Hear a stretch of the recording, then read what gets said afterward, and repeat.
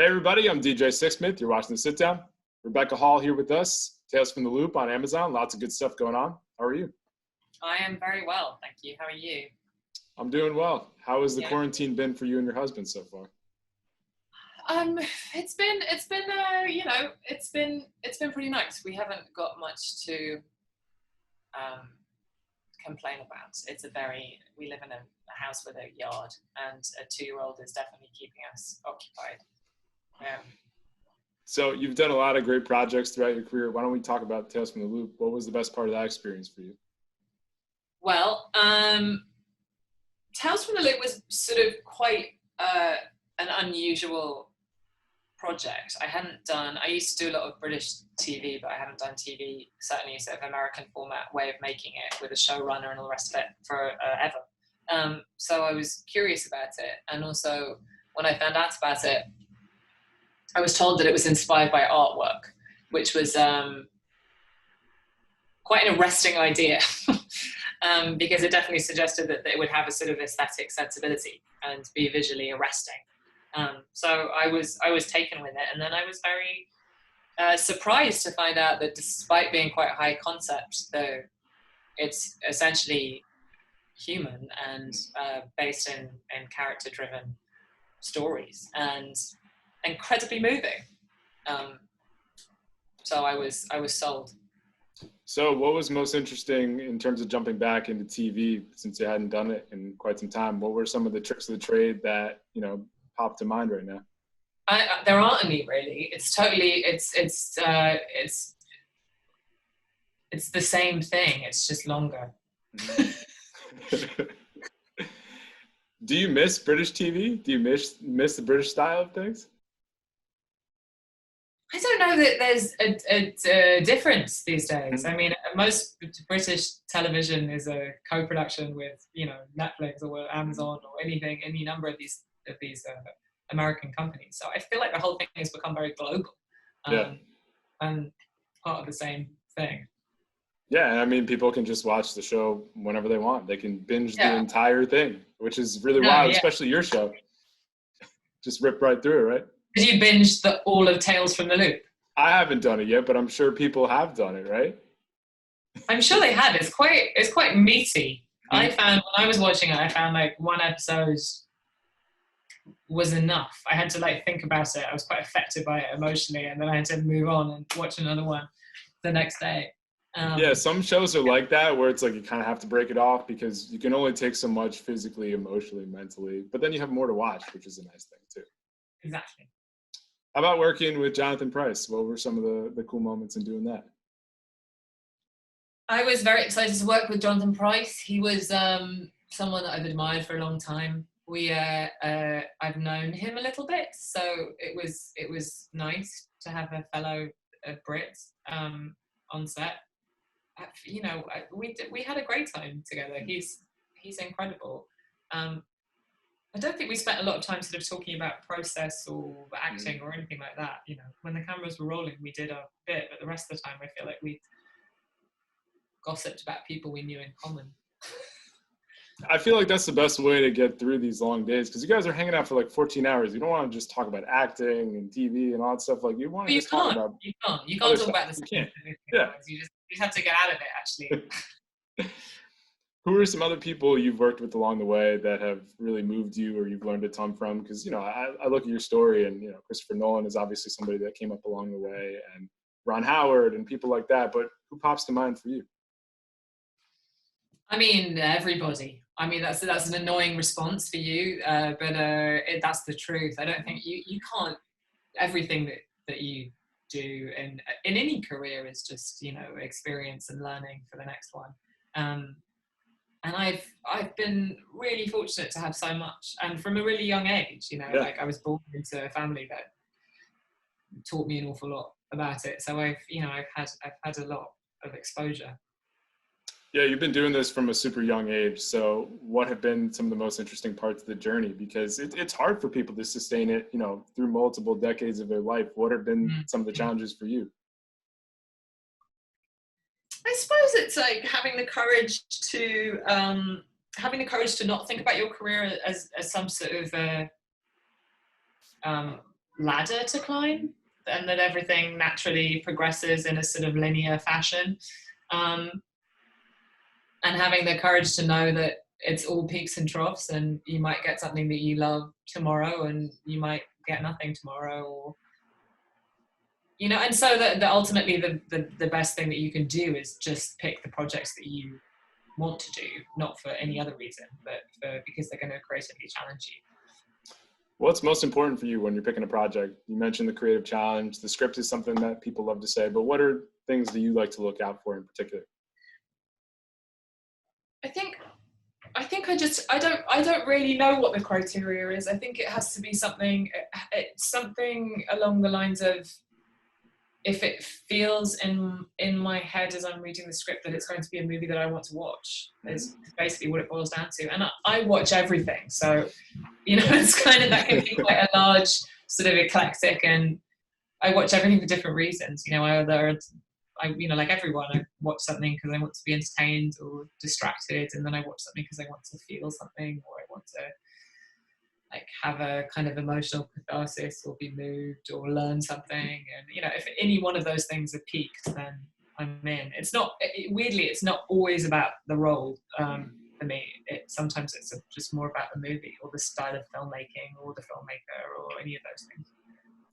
Well, I feel like The Town probably checked a few of those boxes for you. What was the most memorable part of that experience? What was the most memorable part of that experience?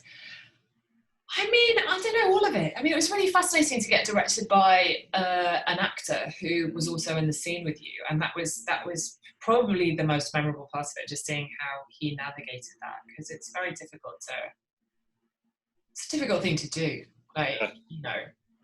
maintain perspective and be in the scene. So that definitely is the thing that I remember best. Yeah, it's hard enough to do one of those things. I couldn't imagine trying to pull both those off, right? No, me either. I can't. I just directed a film, and I can't imagine acting in it and directing it at the same time. What was it like to direct? Was that your first time doing that? It was my first time doing it. I loved it. I loved every second of it. I hope people will get to see it in the cinema one day. What surprised you the most about the directing experience? What didn't surprise me? I don't know. Like, what surprised me most? I don't know. I mean, I've been working on film sets or TV sets or whatever since I was 9 years old. So I don't know how many like superficial, obvious surprises there were left. So there was an awful lot that I knew about the process already. But I suppose the thing that I didn't have access to was post-production and editorial. And also I've been editing in slightly strange circumstances. We're about to lock picture, and I've been remotely editing for the last however many weeks. So that was definitely surprising. I didn't see that one coming. Yeah, that's one thing you definitely didn't anticipate, a global pandemic and doing all the editing from home in remote locations. Have you guys watched anything good recently? Well, we had to get through these two shows that we were both in, We had to get through Plot Against America and Tales from the Loop, both of which are very good. So, What is your favorite thing that your husband's done? What's my favorite thing that my husband's done? Yeah. I'm very partial to the play that he was in, that I was in with him where I met him. So Machinal, he was very, very good in it. But that was from a perspective of someone who was on stage with him. Other than that, I thought Plot Against America was great. I thought he was fantastic in it. I loved it. Definitely. So I've heard the story from your husband. What do you remember about that play and meeting him, and just the whole story from your perspective? Yeah, it was a wild ride. It was very moving. We were doing this play that I don't know what that hadn't had a Broadway production since it opened in 1929, and our director Lindsay Turner, who's a British lady, is fearless and rigorous and just incredibly inspiring as a director. One of the more inspiring directors I've ever worked with, and she instilled in us all this just, I don't know, indomitable spirit about this play and this love for this play. And it was very moving to just do it, with knowing that we were bringing a play that had been sort of revered in college campuses, but not actually performed on Broadway for this length of time. And then, of course, famously, our opening night, the whole set broke, and she had to get up on stage and apologize for it, which was pretty funny.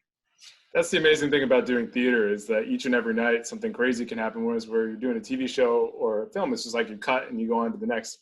Oh yeah, you don't know anything. You don't know anything about the end result when you act in a film or TV. You know, you go and you do your job, and then it's in someone else's hands how the thing turns out. And you know, oftentimes that's quite nice in many ways. You're like, okay, I've done my bit now. Let's see what happens, and you get to watch it and experience it. But theatre, you're part of the end result. You know, it's very much and anything can happen in live theatre.